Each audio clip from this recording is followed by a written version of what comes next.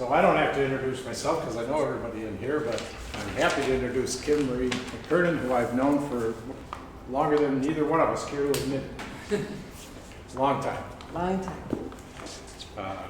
Probably 4 careers ago for me. Me too. We can't hold jobs, so you're going to enjoy this.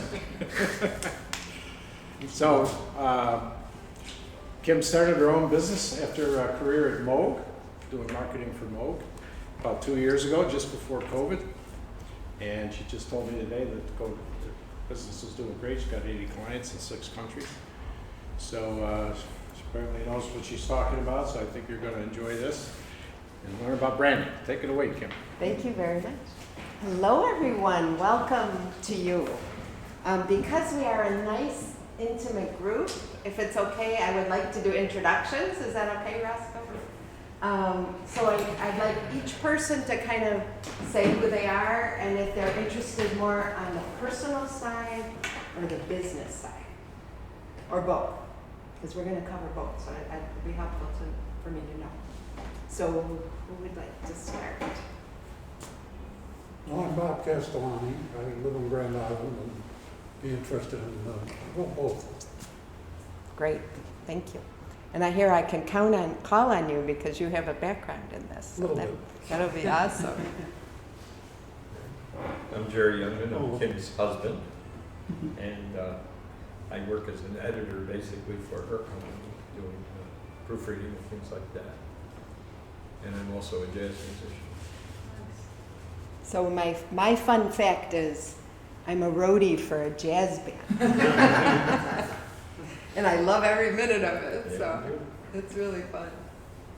My name is Joanne Allender, and I work as a licensed customs broker for 30 years. And in addition to that, I'm also the director of the Business Academy at Lewiston Porter High School, where I'm trying to develop a program to get our students ready for their future after high school. So, developing those soft skills, and I'm also looking to create more of a social media presence or branding for the academy for recruitment purposes, and make sure that the 8th graders coming up know about the opportunity, and that as many people that want to take advantage of it are aware of it and take advantage of it. Awesome. Great. Thank you. I think everybody knows you said, but just in case. Just in case I'm Pat, I'm still trying to figure out what I'm going to do when I grow up, so I'm most interested in both. Hi, I'm Jeff Schratz. I'm a pet whale in Wannabe, and I am interested in. Hi, Kurt Stahora. I work here at GTI with Pat in Moscow, and I too am interested in both.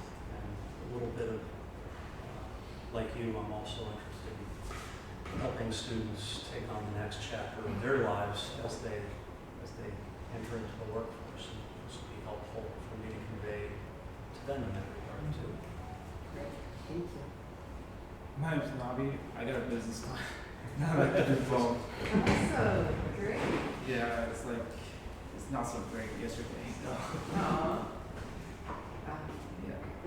It's a roller coaster as an entrepreneur. Yeah. I learned that. Yeah, you go through tough times and then you get up hills. Right. Yeah. Sure. I'm Roscoe, I work with Pat. Same thing, University of Guelph. Good. Thank you. I'm Hannah. I'm the marketing coordinator here at Track.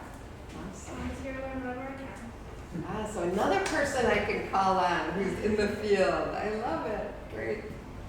I'm Alexandra. I work here at Trek right now, and I'm in my senior year of college. So I'm interested in both because I don't really know what I want to do yet. Great. Well, what's great is I've done some work with Roscoe and the Field and Fork Network. So I worked with some high schoolers, helping them with their brand and preparing them to do an elevator pitch. So I can talk a little bit about that work too. And I think, oh my God, if you at your age are starting to think about this, fantastic, right? It took me a lot longer to realize how important it was. So awesome. Well, great. So let me get into a little bit here. So it's 3 ways to become a true brand. And of course, Pat did an awesome job telling my background. And we know each other from the International Trade Council, the predecessor to the World Trade Organization. So I've been working in this area of international for a long time in my career, right? But I am the founder of Inspired Outcomes Now. I have an MBA from the University of Buffalo, and you're going to hear more about this, an MS in Creativity and Change Leadership in Buffalo State. So some of what we're going to talk about is also creative process. In addition, I am trained in appreciative inquiry, which is a topic that not a lot of people know about. It's been around since the 80s, but it's really wonderful in the area of branding, and we'll talk about how that works. It's starting with strengths and successes. So I'm a proponent that you start your brand from what you're good at. And that's going to be the foundation. And that was really powerful with the kids, because sometimes you don't even stop and think about what you're good at. So we're going to talk about that today. So my goal is to also get you started on yours. So not just to learn, but that you're going to come away doing some work. In addition, so my passion after working in the corporate world my whole life, it's been wonderful being an entrepreneur. And what I say I do is I take a business owner who's starting something new, and I bring that vision to life through their brand. And it's a powerful process. So I work with lots of folks like you who every day are either starting a business or want to refresh a business, make it new, make it grow after the pandemic. All of the things we're facing, the brand can help with. We're also going to talk a lot about why today. We're going to talk about this concept of incorporating the why in your brand. And my why is to be more positive, collaborative, and creative at work. So I saw in my life in the corporate world, many different careers like Pat, that there were so many cases where people were not doing that. They were in silos. They weren't talking to each other. There was somewhere in this organization of 10,000 people that had solved the problem already, and you were not talking to them, right? You were trying to suffer and figure it out on your own. So you're going to see incorporated in what I'm going to show you today, this idea of bringing creativity, positivity, and collaboration in developing your brand as well. So anytime stop, ask me questions, have dialogue. Okay, this is meant to really be interactive.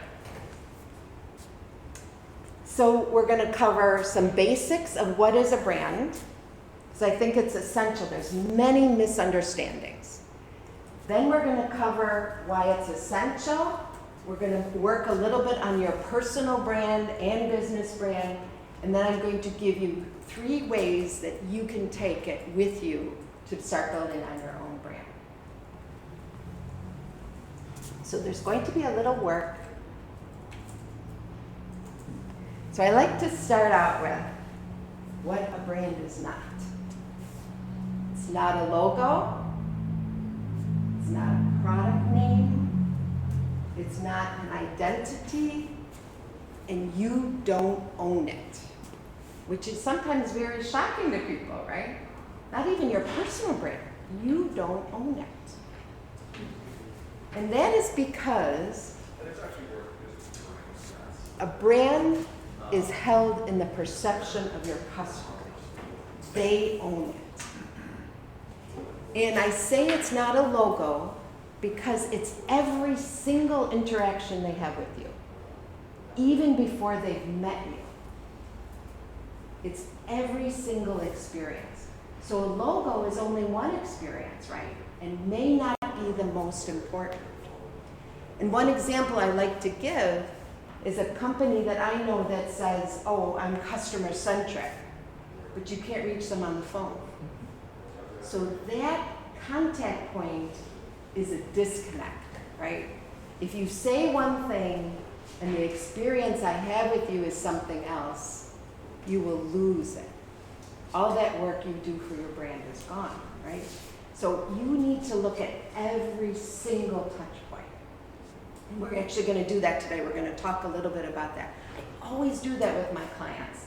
What do you want the experience to be? It's also comprehensive, it's all aspects. Most people, when you say, tell me about your business, or tell me about yourself, they say what you do. I'm a branding strategist. I run Trek. I'm a jazz musician. I'm a marketing person, right?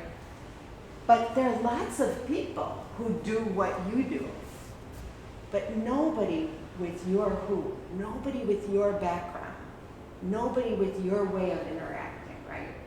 So, and nobody with your why. And we're going to talk a little bit about that. Nobody with that same passion of why you get up in the morning. So if you look very narrowly at your brand, you're missing a huge opportunity. So we're going to look very widely and comprehensively. In addition, you've got to think of it as an asset, right? I mean, it's on the accounting books, right? You can, you know, it's worth a lot of money for a Coca-Cola, and businesses know this. So it's also important that you as an individual know how important it is and how valuable it is. And now more than ever, and we'll talk a little bit about, you know, we were discussing that with how the world of marketing has changed. And now brand is more essential. People could get away with not doing everything right in their business. Now brand is an essential element for you.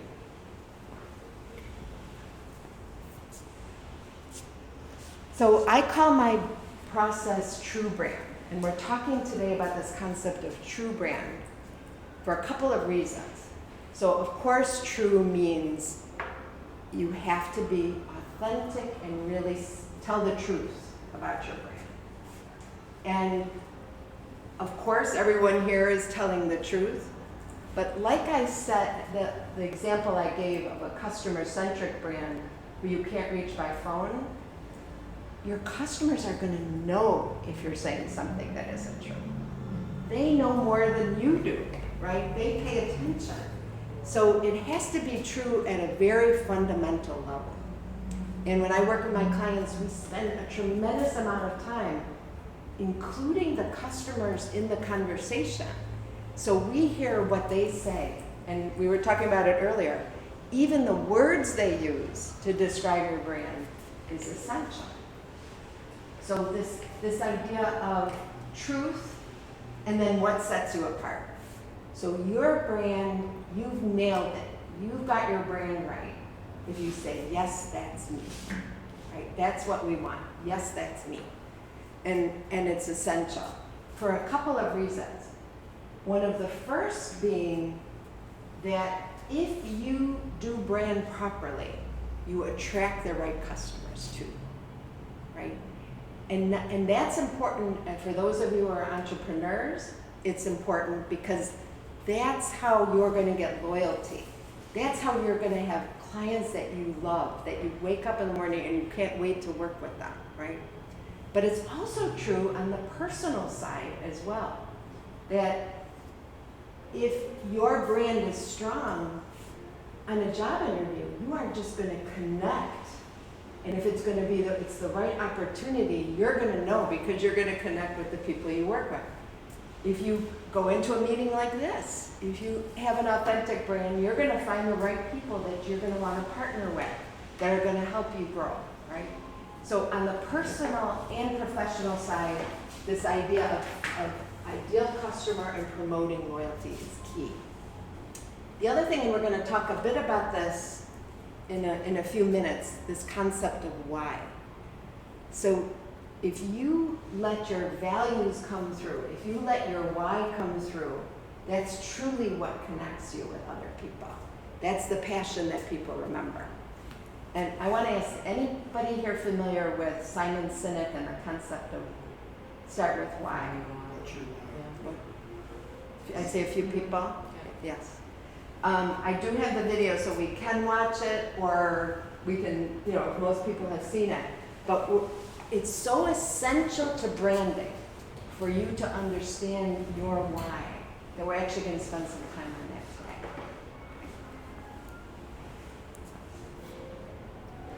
So as I mentioned, there are 4 pillars which make up your brand. The why, which is your value and beliefs. The who, which is history, competency, and personality. The what, what's your service? What do you offer? And on the personal side, who are you? What is your work, right? Attributes, price, quality, and value. So price is a part of your brand. And we need to think about that. A lot of times we kind of say, let's not worry about that piece, but it's essential. And how? So who are your alliances? What's your marketing? What is your customer interaction? What is the experience they have when they meet you? All of these things go into your brand and are very essential. And as I said, 95% of the people, when they start with me, their brand is simply their what. But that's not enough. You really need to look at all four, because your what is not what they're going to remember you for. Your why is what they're going to remember you for. Who you are, that competency, what you've done your whole life is what sets you apart. Anybody who wants the slide, the slide deck, I'm happy to share. So connect with me if you don't feel you have to take notes.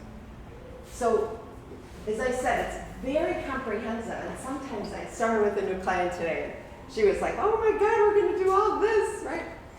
But it needs to be, right? To really understand what sets you apart is not a simple answer. It's not one thing. It's really looking at the whole thing. So you're essentially building a plan through your brand for your business, or for your career, or for your personal life, right? This applies to both, and you need to understand all of this to properly do a brand.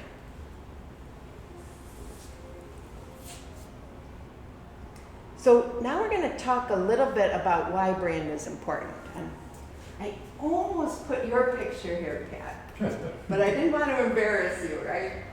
But I like to start with think of somebody you know that has a great personal brand, right?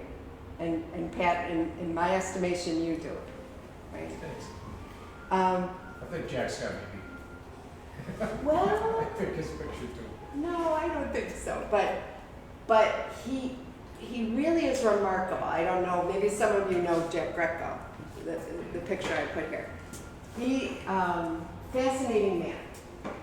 He became one of the founders of ACV Auctions, one of the first unicorns to come out of Western New York, a tech startup from Western New York. And he headed up Techstars. So I actually had the pleasure of meeting him at they had Open Coffee Club. And here's a man so esteemed who knows, people will pick up the phone from him from any venture capital association in the world probably. But yet he would be so kind to every person that walked in the room. There's a newsletter he sends out every week. He starts with the lyrics of a song. And they're incredible. Like you read them and go, oh my God, that's that song, right? But he also will make the time for you no matter if you're just starting out, you have a simple question, or if you're, hey, how are you? Welcome. Grab a seat, please. Hi. Oh, your timing is perfect. So we're just getting into a personal brand. So I'd like you all to think about somebody you know that has a great personal brand. And what comes to mind when you think of this person? Anybody share? Honest. Honest? Yeah, authentic. Authentic? Would you agree with me about Jack? Yeah. You probably know him too, Russ. He's a guy here. He's one of our guys. Correct. Yeah? I would say consistent. Consistent? Yeah.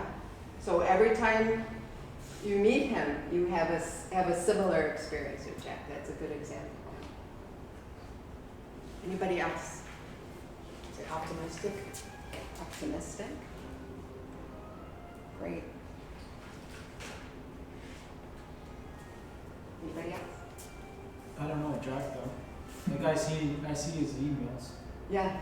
Like almost every other day. It is true that he does write like lyrics. Yeah, and he talks about like he keeps up the news, I guess, what's Yeah. going on with the investors and what our companies are doing. Yeah. I did reach out to him once, but I never got in touch back to him. That was because of COVID. Yeah. And he's a busy guy, for sure. Yeah. But we know he loves his son. He's always talking about his son. You know, so he's got this wonderful ability to kind of lighten up the situation, but at the same time, you know he's going to get the job done, right? He was a tremendous leader at Techstars when it was in Buffalo. Good communicators too. Good communicator, yeah.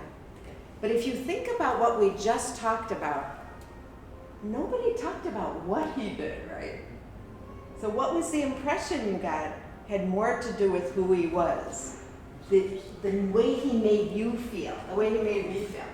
And I wrote a blog about him, about your personal brand, and I, asked him, is it okay to use your name? And he was so kind to respond back and say yes, and connect with me on it, and told me he liked the blog. Like, it was just amazing to me the way that he interacts and his own brand coming through. But I want you to think about that yourself too. If you think about what comes to mind with even your own person, say not Jack, but even somebody you know in your life who you think has a strong brand, it's consistent, right? It comes through. It's not about the what, it's those other things that are so important.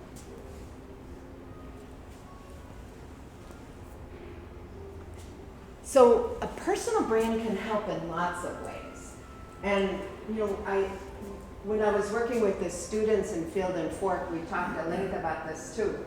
The issue today, which is more prominent than I think has ever been in history, is there's so much clutter. Emails, texts, TV, 100 stations, magazines, blogs. It's overwhelming. So your job, when you want to do branding and marketing, is to stand out from the clutter. And that's a very, very difficult thing to do. And that's why I was saying this idea of consistency is so important. Because if you've connected with somebody enough to stand out of the clutter, but then do something that is not true, right, or is not consistent with your brand, you're going to lose it, right? So that ability to stand out and then consistently give the experience is going to be the most important part of your brand, for sure, right? And if you think about attracting your ideal customer on the personal side, it's attracting a job or a friend or a mentor. Could be equally important to your future, right? And you don't do that because of what you do. You do that because of things like your why and your passion. And I remember being a kid and going for some of my first job interviews or college interviews, and somebody told me, connect with people. It isn't all about your degrees or your diploma or how many. It could be, tell them your hobby, and their child has the same hobby, right? If it's authentic, they're gonna connect. Right? And it's the same with something like your elevator pitch. If you are passionate, even if the words aren't perfect, people will connect with that. People will remember you for that, more than if every single word is correct and you tell all your credentials and in that way. So it can be extremely powerful on the personal side. So an authentic brand can also help you in your business. And I see this all the time when I'm working with folks. This ability to connect, to stand out from the clutter because I am quickly seen as the solution to the problem, right? Because people like who I am and how I work with them as much as what I do. So it's really essential. And I also say, I know there's entrepreneurs here, and it's very hard to be an entrepreneur. And people need that passion to get up every morning, and working with the kind of clients you love will help you with that, right? Will help make your entire work experience happier if you can attract the right kind of client that you want to do business with. And I see this all the time. It really, really works. If you generously share who you are and your why as part of your brand, people will respond to that and remember. You agree? Really true. Yeah. A lot of people come to us and that's what they say is our story. Yes. of that. Absolutely. So true. And people are sometimes that I work with afraid of this, right? Like, I don't really want to tell people my story because, you know, I'm either they're humble or they're, oh, will anybody be interested? They are. It's, you know, getting people to remember you is what a brand is about. And remembering you at many levels. Really, really vital.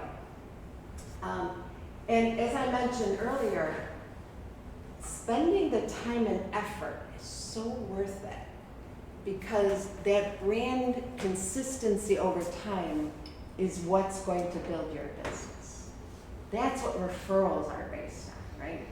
That I know I can tell somebody to go to Three Sisters Garlic because you have fun, product's great, and if one time the product isn't great, you lose all that work, right? So that's where the consistency part comes in. Really vital.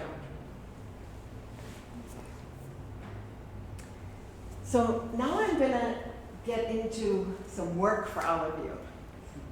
Now we're gonna start making it happen, right? So I'm gonna give you 3 ways to be a true brand. And I'm passionate about starting with your strengths and successes. And some people fight me a little bit on this, and they'll say, oh no, you've gotta face your weaknesses, you have to ask all your customers what they don't like. But there's tons of research on this. And this, if you start with your strengths, you can build on it from there. The minute you say something negative, you go down a negative hole. It doesn't really help you, you know. Not that you don't want to, you know, interact and have comment cards and, you know, get your user experience, get people to tell you how they're enjoying their experience. But where your brand's concerned, start with your strengths. Start with what you're good at, right? And we know this a lot.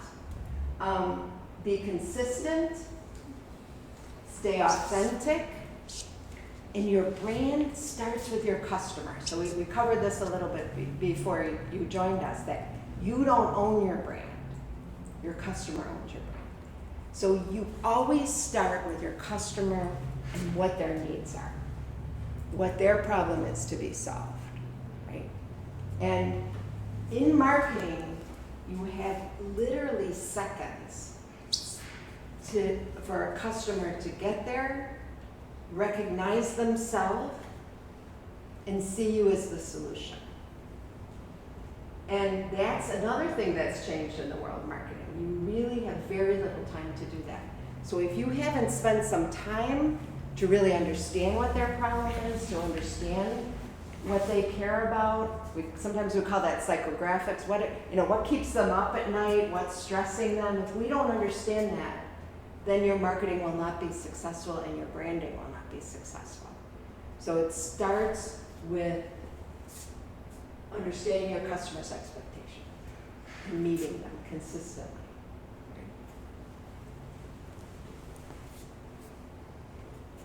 So now we're going to do a project. make you work.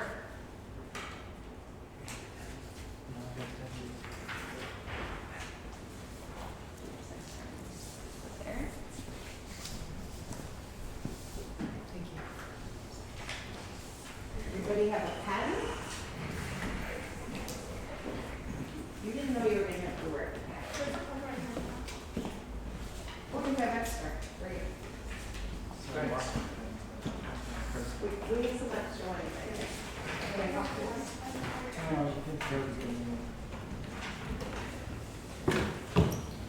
you might have done this already. An extra pen. Thank you so much. Oh, did you get one? Okay, great. So I like to call this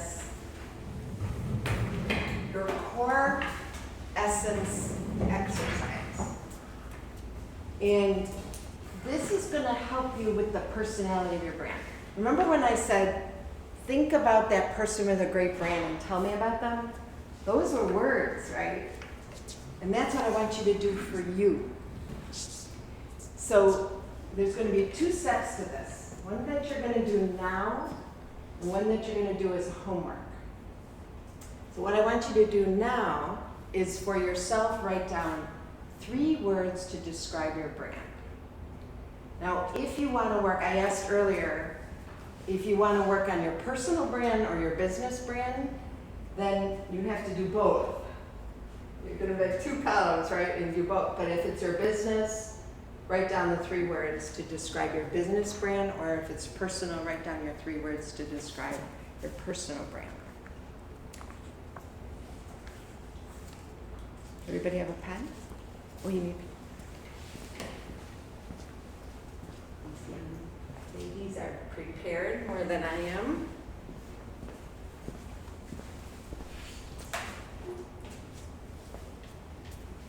And if it's okay, I'm going to ask people to share.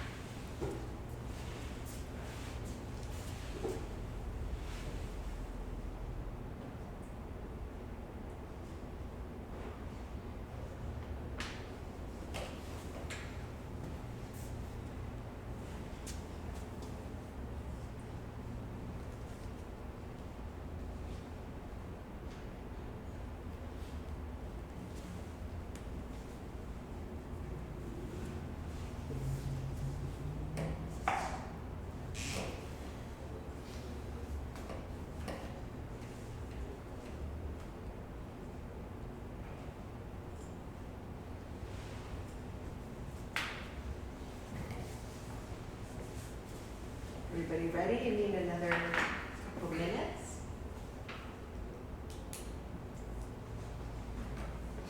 Not so easy, is it? I think cheated off the bat. That's, when you have a stellar brand, that's easy to do. For sure. It's easier to do other people's than your own, too. I think. Yeah. Right. So who would like to share? I'll give it a shot. Thank you. So among some things that I do, I have a vacation rental business called Memorable Getaways, and the 3 branding things that came to mind for that are what I would like for people to perceive as exciting, memorable, and awesome. Mm-hmm. Great. Thank you. Who else? I'll share mine. So I did mine for the brokerage companies. So We actually like to, we refer to ourselves as the broker for the land of the misfit toys. So the accounts and the shipments that other people don't want to touch because it's low volume or it might be a one-off shipment, we'll take the time to go through that whole process and walk them through it and explain it and teach them. So I would say that we're patient, we're available and dependable, and we're thorough with our questions. Great. And I love how you thought about your customer needs before you kind of put that down. That's awesome. Great. I'll do mine. I'm the owner of Three Sisters Garlic, or a small garlic farm. So I wrote, obviously garlic. Sorry. I don't know where that came from, sorry. It's still coming. Somebody's got an opinion. Sorry, everybody's got a opinion on garlic. Yeah, right. So garlic, and then we're a small family farm, so I wrote family, and then we keep it as fresh as it is with our fresh spices, and I just put fresh down for keeping it, no preservatives or anything like that. So. Awesome. And again, I like how you thought wider, you thought about the experience Yeah. too. Yeah, it's really great. I think that's what helps out is that we're just a small little family farm, and the kids like I didn't get to see that, but our kids are involved. And I think that helps with everybody that comes in. They see the kids. Yeah, Are making that big deal. So. yeah. Family is in the name. I like it. Yet, I'm anxious to hear yours. Well, for Trek, I think it's more aspirational than maybe what we've been able to get so far. Open to anybody. We have tools for entrepreneurs, and some of those tools are guides and they're experienced. Thank you. Anybody else? Any personal ones? Mark, let's go. Personal, I like new facts, I like discovering new ideas. Like I'm very open-minded, and I prefer like sobering truths. Yeah, so like, I'm very open-minded to new ideas. For business side, it's all post all over LinkedIn.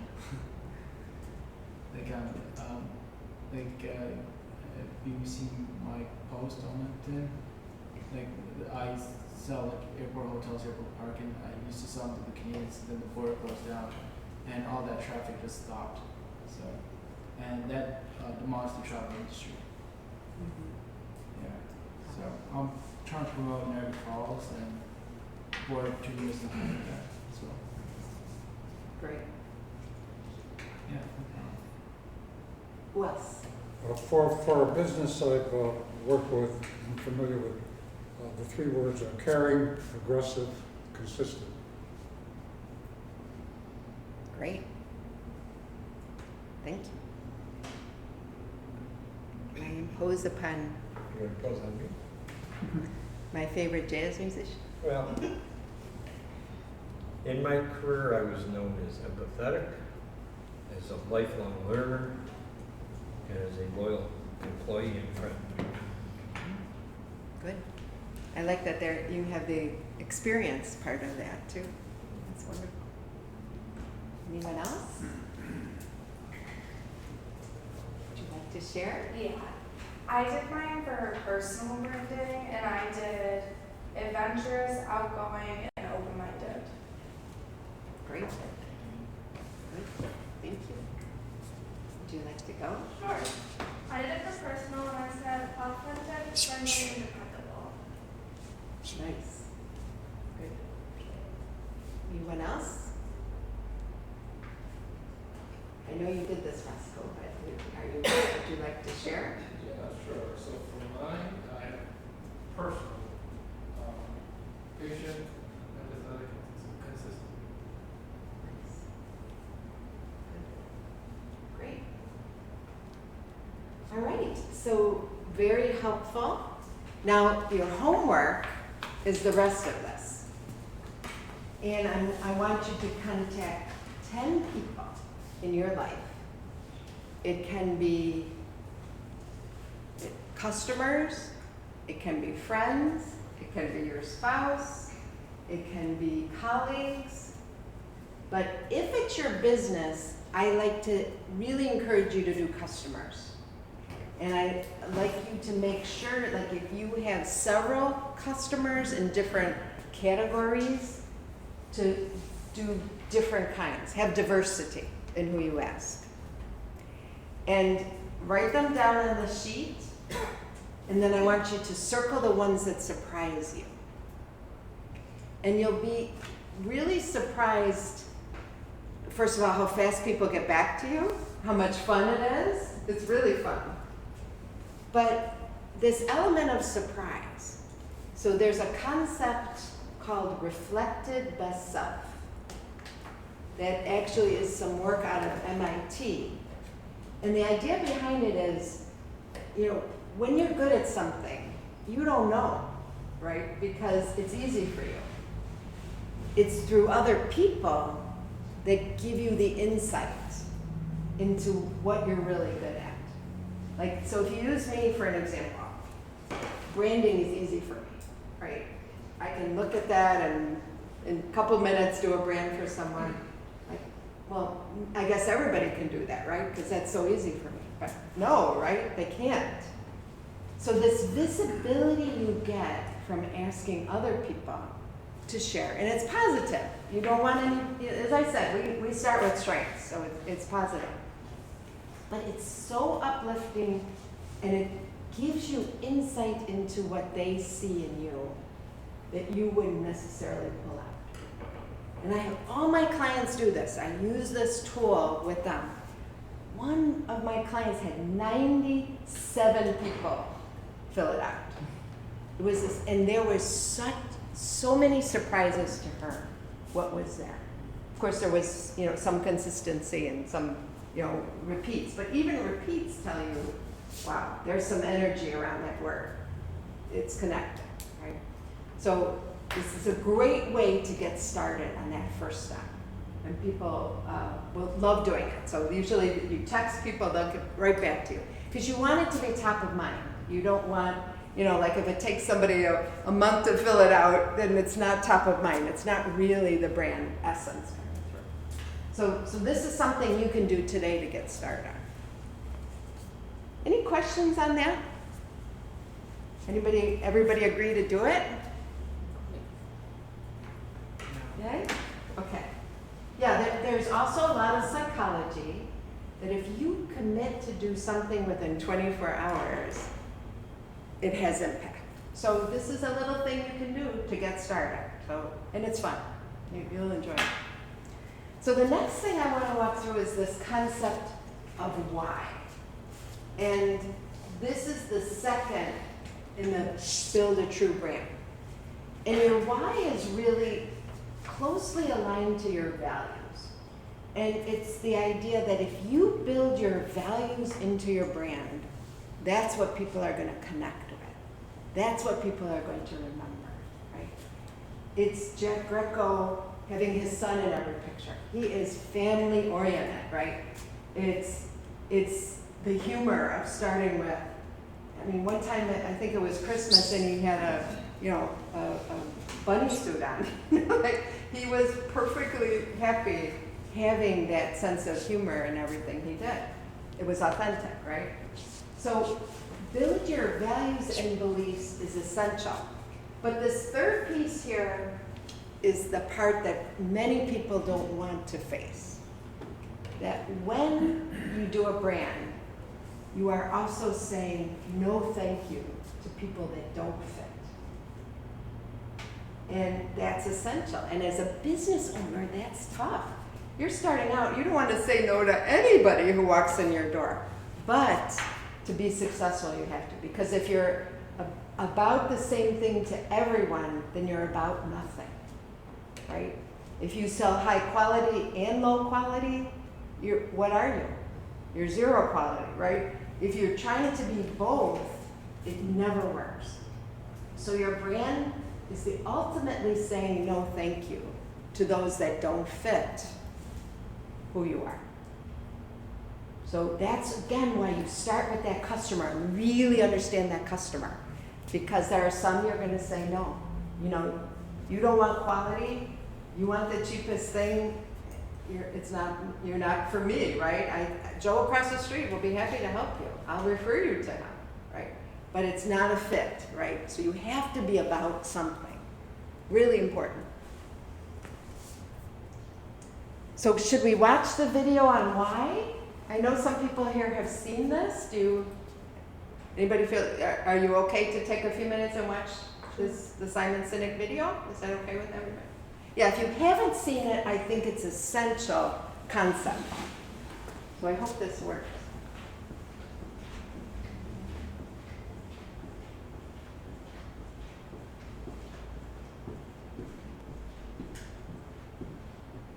Is it gonna work?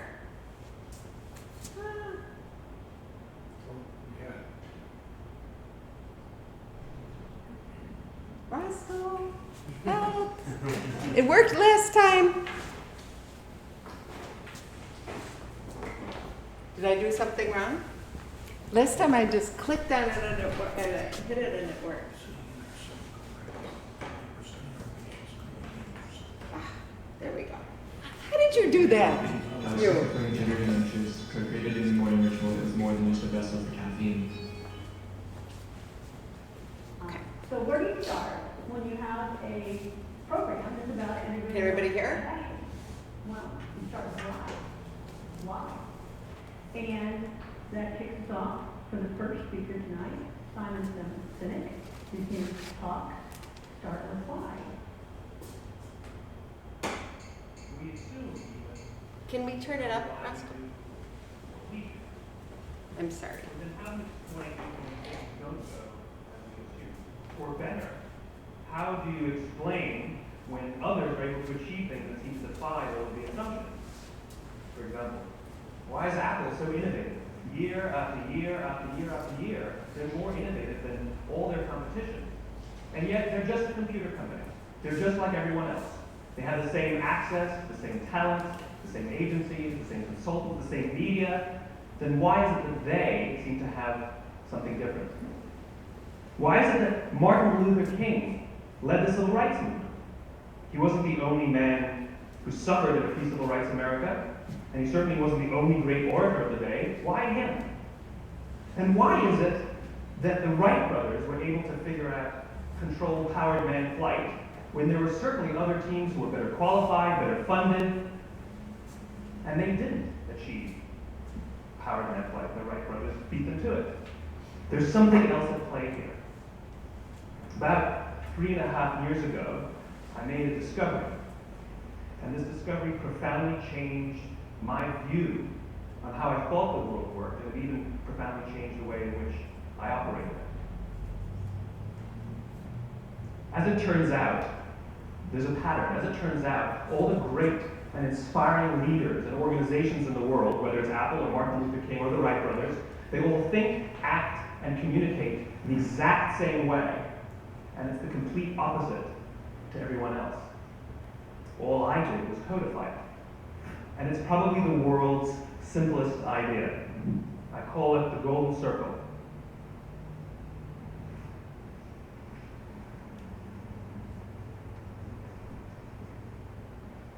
Why, how, what? This little idea explains why some organizations and some leaders are able to inspire where others aren't. Let me define the terms really quickly. Every single person, every single organization on the planet knows what they do, 100%. Some know how they do it, whether you call it your differentiating value proposition or your proprietary process or your USP. But very, very few people or organizations know why they do what they do. And by why, I don't mean to make a profit. That's a result. It's always a result. By why, I mean what's your purpose? What's your cause? What's your belief? Why does your organization exist? Well, as a result, the way we think, the way we act, the way we communicate is from the outside in. It's obvious. We go from the clearest thing to the fuzziest thing. But the inspired leaders and the inspired organizations, regardless of their size, regardless of their industry, all think, act, and communicate from the inside out. Let me give you an example. I use Apple because we understand and everybody gets it. If Apple were like everyone else, a marketing message from them might sound like this.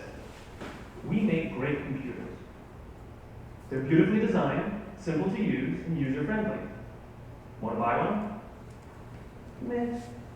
And that's how most of us communicate. That's how most marketing is done, that's how most sales is done, and that's how most of us communicate interpersonally. We say what we do, we say how we're different or how we're better, we expect some sort of behavior or purchase of vote, something like that. Here's our new law firm. We have the best lawyers, the biggest clients. We have, we always perform for our clients, do business with us. Here's our new car. It gets great gas mileage. It has, leather seats. Buy our car. But it's uninspiring. Here's how Apple actually communicates. Everything we do, we believe in challenging the status quo. We believe in thinking differently. The way we challenge the status quo is by making our products beautifully designed, simple to use, and user-friendly. We just happen to make great computers. Want to buy one? Totally different, right? You're ready to buy a computer from me. All I did was reverse the order of the information. People don't buy what you do, people buy why you do it. People don't buy what you do, they buy why you do it. This explains why every single person in this room is perfectly comfortable buying a computer from Apple. But we're also perfectly comfortable buying an MP3 player from Apple, or a phone from Apple, or a DVR from Apple. But as I said before, Apple's just a computer company. There's nothing that distinguishes them structurally from any of their competitors. Their competitors are all equally qualified to make all of these products. In fact, they tried. A few years ago, Gateway came out with flat-screen TVs. They're eminently qualified to make flat-screen TVs. They've been making flat-screen monitors for years. Nobody bought one. Dell came out with MP3 players and PDAs. And they make great quality products, and they can make perfectly well-designed products. Nobody bought one. In fact, talking about it now, we can't even imagine buying an MP3 player from Dell. Why would you buy an MP3 player from a computer company? But we do it every day. People don't buy what you do, they buy why you do it. The goal is not to do business with everybody who needs what you have. The goal is to do business with people who believe what you believe. Here's the best part. None of what I'm telling you is my opinion. It's all grounded in the tenets of biology, not psychology, biology. If you look at a cross-section of the human brain, looking from the top down, what you see is the human brain is actually broken into three major components that correlate perfectly with the golden circle. Our newest brain, our Homo sapien brain, our neocortex, corresponds with the what level. The neocortex is responsible for all of our rational and analytical thought and language. The middle two sections make up our limbic brains, and our limbic brains are responsible for all of our feelings, like trust and loyalty.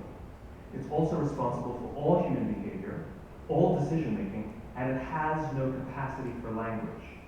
In other words, when we communicate from the outside in, yes, people can understand vast amounts of complicated information like features and benefits and facts and figures. It just doesn't drive behavior. When we communicate from the inside out, we're talking directly to the part of the brain that controls behavior, and then we allow people to rationalize it with the tangible things we say and do. This is where gut decisions come from. Sometimes you can give somebody all the facts and figures and say, I know what all the facts and details say, but it just doesn't feel right. Why would we use that verb? It doesn't feel right. Because the part of the brain that controls decision making doesn't control language. And the best we can muster up is, I don't know, it just doesn't feel right. Or sometimes you say you're leading with your heart, you're leading with your soul. Well, I hate to break it to you, there's other body parts controlling your behavior. It's all happening here in your limited brain, the part of the brain that controls decision making and not language. But if you don't know why you do what you do, and people respond to why you do what you do, then how will you ever get people to vote for you or buy something from you, or more importantly, be loyal and want to be a part of what it is that you do?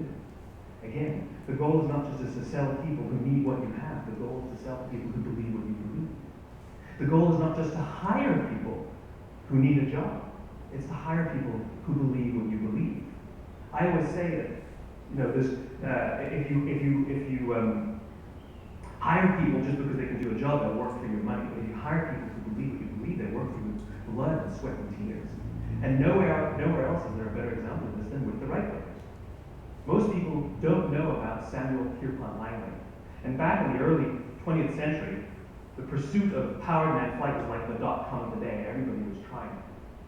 And Samuel Pierpont Langley had what we assume to be the recipe for success. I mean, even now, you ask people, why did your product or why did your company fail? And people always give you the same permutation of the same three things. Undercapitalized, the wrong people, bad market conditions. It was the same three things. So let's explore that. Samuel Pierpont Langley was given $50,000 by the War Department to figure out this flying machine. Money was no problem. He held a seat at Harvard and worked at the Smithsonian and was extremely well connected. He knew all the big minds of the day. He hired the best minds money could find, and the market conditions were fantastic. The New York Times followed him around everywhere, and everyone was rooting for Langley. And how come we've never heard of Samuel Pierpont Langley? A few hundred miles away in Dayton, Ohio, Orville and Will were right. They had none of what we consider to be the recipe for success. They had no money. They paid for their dream with the proceeds from their bicycle shop. Not a single person on the Wright brothers team had a college education, not even Orville or Wilbur. And the New York Times followed them around nowhere. The difference was Orville and Wilbur were driven by a cause, by a purpose, by a belief. They believed that if they could figure out this flying machine, it'll change the course of the world. Samuel Pierpont Langley was different. He wanted to be rich, and he wanted to be famous. He was in pursuit of the result. He was in pursuit of the riches. And lo and behold, look what happened. The people who believed in the Wright brothers' dream worked with them with blood and sweat and tears. The others just worked for the paycheck. And they tell stories of how every time the Wright brothers went out, they would have to take 5 sets of parts because that's how many times they would crash before they came in for supper. And eventually, on December 17th, 1903, the Wright brothers took flight. And no one was there to even experience it. We found out about it a few days later. And further proof that Langley was motivated by the wrong thing, the day the Wright brothers took flight, he quit. He could have said, that's an amazing discovery, guys, now I'll improve upon your technology. But he didn't. He wasn't first. He didn't get rich. He didn't get famous. So he quit. People don't buy what you do, they buy why you do it. And if you talk about what you believe, you will attract those who believe what you believe. Well, why is it important to attract those who believe what you believe? Something called the law of diffusion of innovation. And if you don't know the law, you definitely know the terminology. The first 2.5% of our population are our innovators. The next 13.5% of our population are our early adopters. The next 34% are your early majority, your late majority, and your laggards. The only reason these people buy touch-tone phones is because you can't buy rotary phones anymore. We all sit at various places at various times on the scale. What the law of diffusion of innovation tells us is that if you want mass market success or mass market acceptance of an idea, you cannot have it until you achieve this tipping point between 15 and 18% market penetration. And then the system tips. And I love asking businesses, what's your conversion on new business? And they love to say, oh, it's about 10%. I'm like, well, you can trip over 10% of the customer. We all have about 10% who just get it. That's how we describe them, right? That's like that gut feeling, oh, they just get it. The problem is how do you find the ones that just get it before you're doing business with them versus the ones who don't get it. So it's this here, this little gap that you have to close, as Jeffrey Moore calls it, crossing the chasm.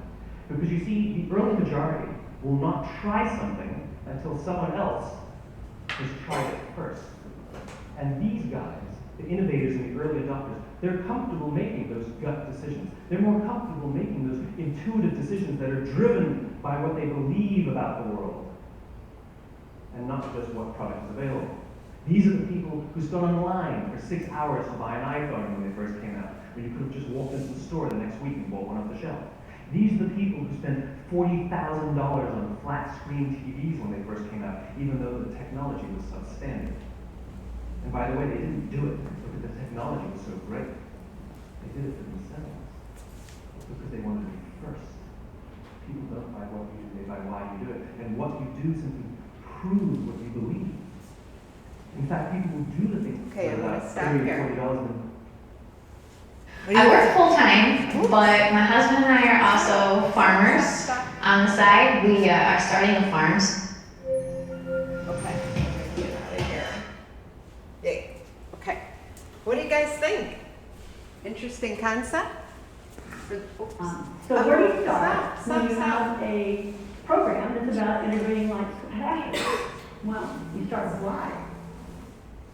Sorry about that.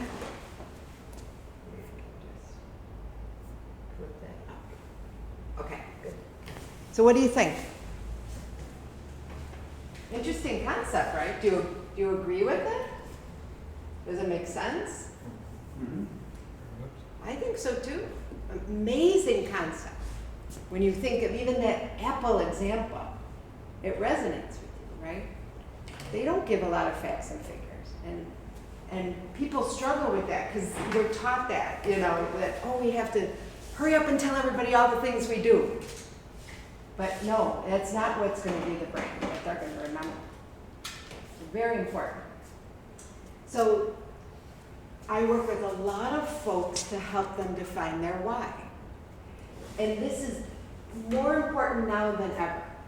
A recent research came out that over 40% of customers now call themselves purpose-driven. Also, they're willing to pay a premium for what they believe. And that's even more, right? It's one thing to say, I believe it. It's another to say, I'll pay a premium. And they're willing to change their shopping habits to support it. So, and if you follow the stock market, purposeful companies outperform by 42%. And this is growing. This has actually grown since the pandemic, which I think is fascinating. So the people that used to be extremely worried about talking about their beliefs, now it's good business, right? And the why piece, and I'd like to just share with you, before we get into this, a few examples of some why of some of my clients. Because sometimes you think, oh, why? I have to be saving the earth in order for me to have a why. No, it doesn't have to be some huge thing. It has to be what you're passionate about. So I told you mine earlier. I started my business because I want to be more positive, collaborative, and creative at work. I want to help people be that way. That's what gets me up every day. I have a good friend of mine who has a floral shop and a gift shop in Elma, New York. In the middle of the pandemic, she had the best year of her entire 20-year history because she always believed in being a part of the community in this idea of shopping local. She knew her customers, she opened the door for them. If they weren't comfortable, that was just them. She knew exactly how to handle that situation in a way that they needed. So her belief in shop local made the difference, her why, right? I have another friend a client of mine who's an artist, and her whole thing is sustainability. It matters to her. Everything, her packaging is sustainable. She has solar panels on her roof. Everything's biodegradable. This is her why. Her business is through the roof. She's one of the only artists I know that is so successful. She's been flown out to LA in order to be on some shows of some artists and crafts. Sustainability, social justice. I have another client who is an illustrator and believes in doing images of social justice. Her Instagram is 20,000 people in Buffalo. You know, she's this artist from Buffalo, but it's her belief.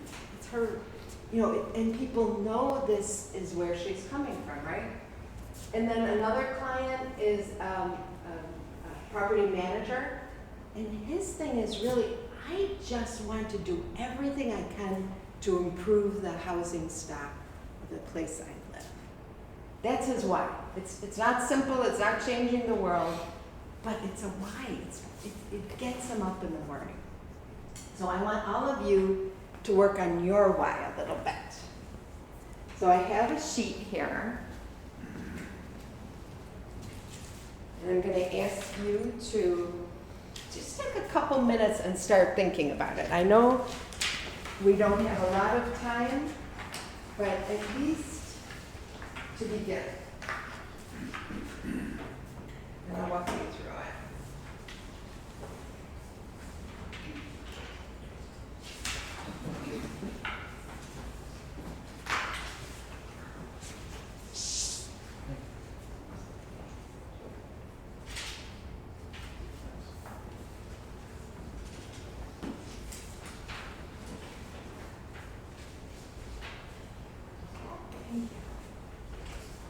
Okay, so the first one is the best way to start with your why is to start with your values. So, what is important to you as a business, as a person, as part of the community? What's important to you? Then, really to say what you value, what's important, but then what do you want to grow and amplify in the world? So a little bit beyond yourself, right? And then what piece of it is so central that you won't let it go? And that's when you start to get to the core. So let's take a few minutes and start thinking about it. Let's see, looking at time. So 2 minutes, is that it? We won't finish it, but we'll get started.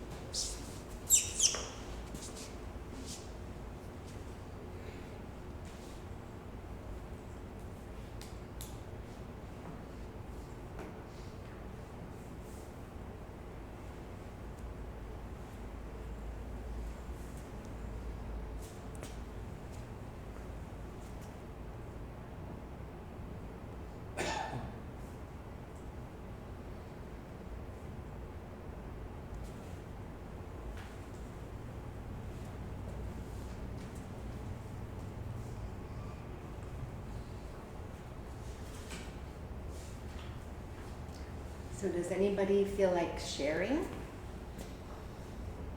Again, I know it's not finished, you probably need to think about it.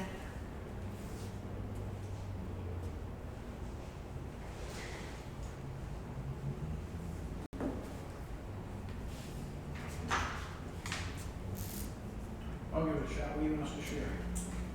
Tell me a little bit about your values. I put honesty, reliability, compassion, and loyalty.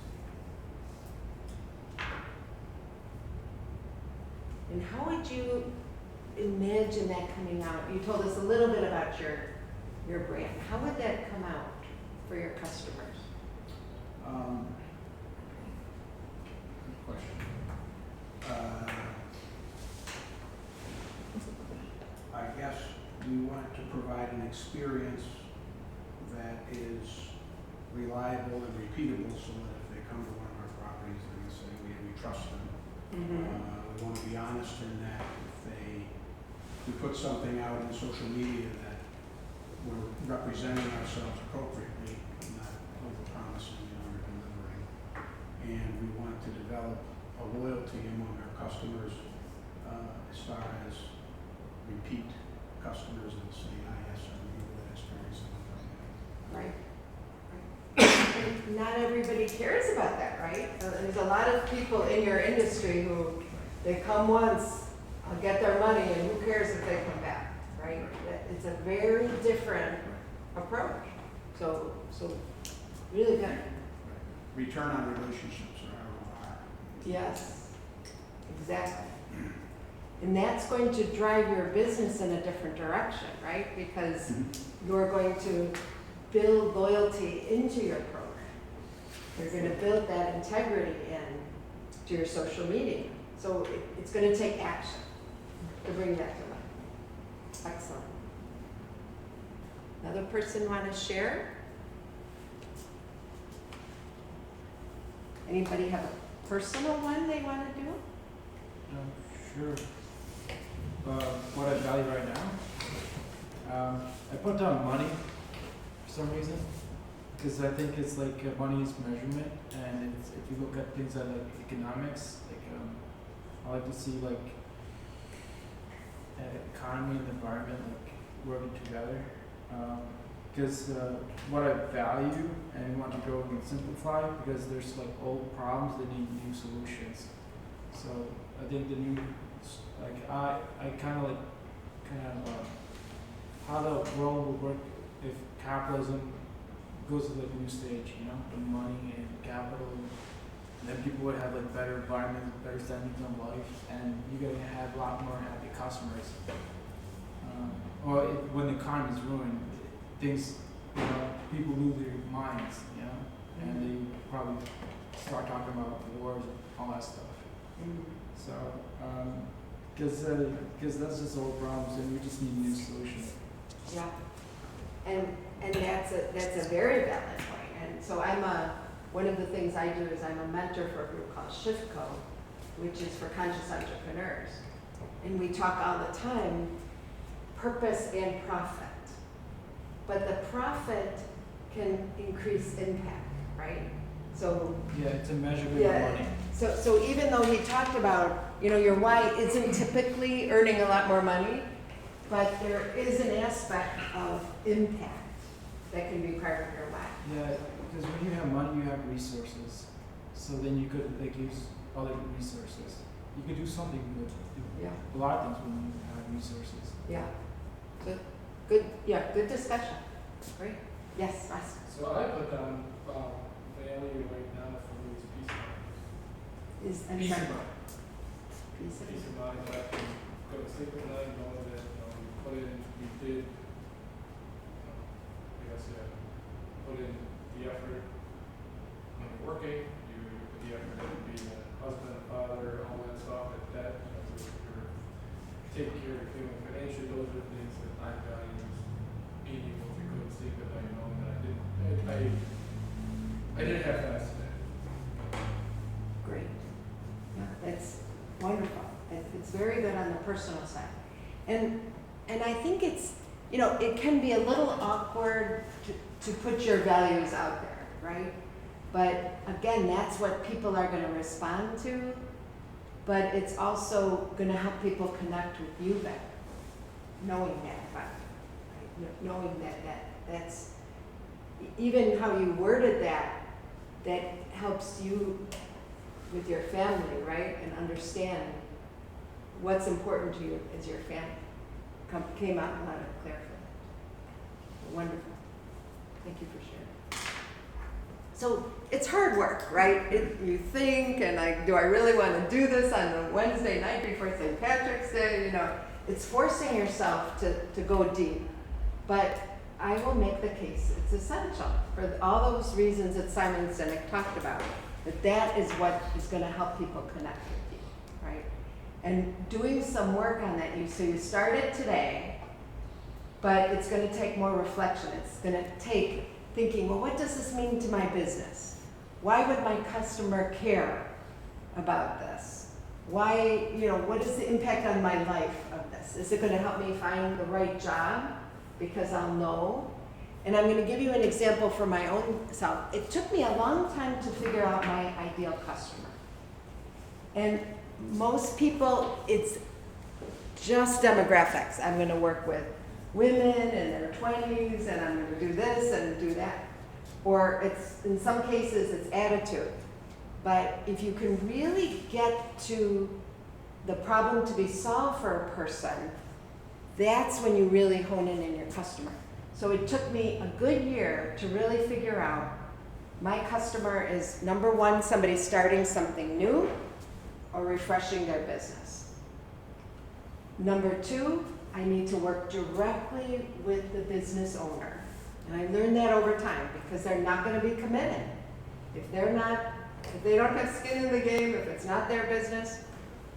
But the third one was really the key. Someone who values excellence. People are not going to take the time. They're not going to invest in their business if they don't care about that excellence. And not everybody does, right? I mean, it's not right for someone who does it. I want the cheapest, quickest, I don't care if people come back. They don't need a brand. They don't need to spend the work. But once I figured that out, once I connected my values to their need, it made a huge difference. And now, if somebody says, Kim, I don't want to work with you, they're not a fit. I say no thank you, right? If they don't care about excellence, I say no thank you. And that's okay, right? So it helps you further hone your business plan, who you work with, your marketing, your investments. It becomes, your why becomes really a driver in many parts of your business. So it's worth the time to think about it. It's worth the time to fill that out. Okay, great. So one last thing, and we talked a little bit about this. The other third essential element to a brand is to know your customer profoundly. You cannot do a brand if you don't, because they own it, right? So spending the time to really say, who's my ideal? What do they look like? What do they care about? So my example, figuring out that I have to work directly with the owner. And if the owner's not involved, it's a disaster, right? Really figuring that piece of it out is essential. And it's not superficial.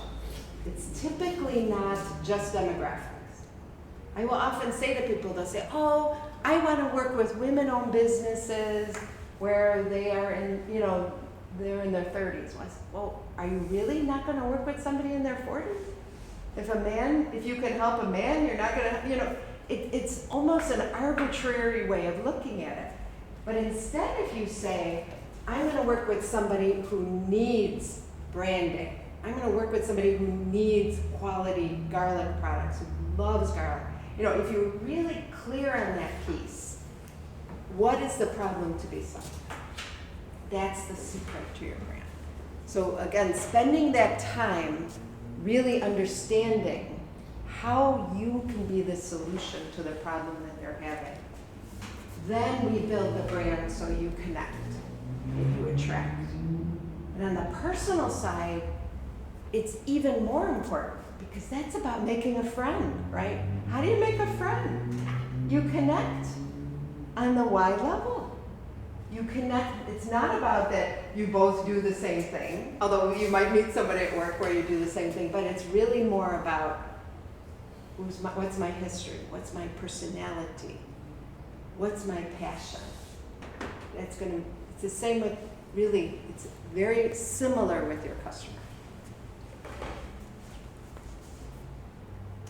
So just just to get you thinking in your own business, you hear a lot of people say customer experience now, right? It's a very popular. There's whole businesses devoted to user experience design and empathy maps, and you're going to hear lots of these terms. But it comes down to everybody must go down a path. Someone's not going to buy from you until they know you exist. It's that simple. The first step is always awareness. Then they're interested, right? Once they're interested, what happens? How do you connect with people who are interested? That's marketing. That's a newsletter, social media, any way that you make them a follower, any way you can connect. Then what happens when they sign up? Do you make it easy? Do you make it hard? You know, this idea of it's a process and an experience that can be very friendly and wonderful or can be very painful. I'm doing some work with a local nonprofit, and we discovered that this piece is really painful. And there were some specific things they could do because they had worked so hard that everything else was wonderful that they had to fix that. That was a disconnect. Then I like to call it friends. That's your service delivery. Somebody who's your customer, they're working with you already. What is that experience like? And the majority of clients I know are great at this. This is their whole business. They love it. They're wonderful. But then they forget the last one. And we call that fanatics, the loyalty stage. So most, I would say 95% of the businesses I work with forget this. What do I do to make somebody loyal? What do I do to reward them? What do I do to make them want to refer me, to give me testimonials, to be that person out there who loves my business, right? So each one of these is a touch point. This is before they even know you exist. So this is your marketing.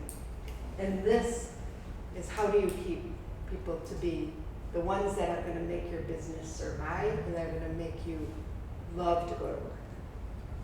So if you have the right loyalty, if you build that experience in, you will be successful as a business. This is the brand.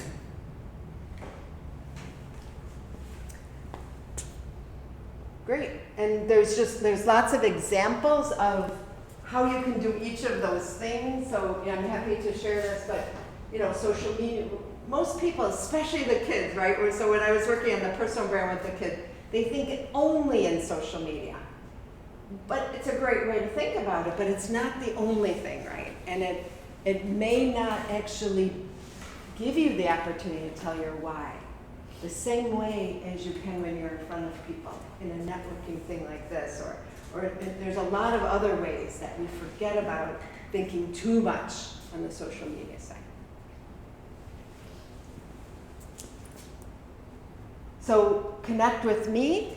Anybody who wants this deck, I'm happy. I think I'll have my card. If not, I'm happy to give you one. If you want this presentation, I'm happy to share. I also have a blog post about this topic that might be useful. So, again, 3 ways to be a true brand. Know what sets you apart. Share your values and beliefs, your why, and build a consistent experience. So every single time before they've even met you, and then the experience when they're interested, purchase, have the delivery of your service, or meet you, or have a job interview, or whatever that is, needs to be consistent and true.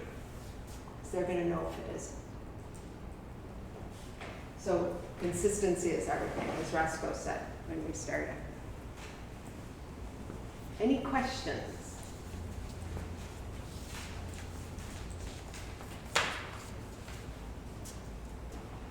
I know we have Bob, an expert in the house. Any words of wisdom? No, very good, thank you. It reminded you of you felt like you got, rang true from your experience. Yeah, yeah, it's always good to hear a different twist on it, even if it's familiar things. Yeah. Great. Anyone else? Any questions?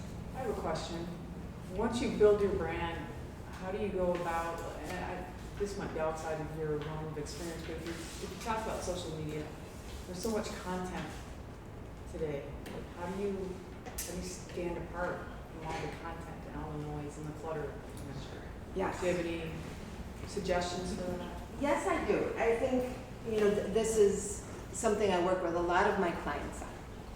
And first of all, I'd say social media isn't the only, and a lot of people will make you believe it is, right? And you don't have to do everything. And what I normally find is that business owners feel, oh my God, now I have to be on TikTok. Now I have to be on LinkedIn. Now I have to do this. Now I have to, they read a blog and they have to do. Pick one that you enjoy. Do it correctly. Do it often. Do it consistently and authentically.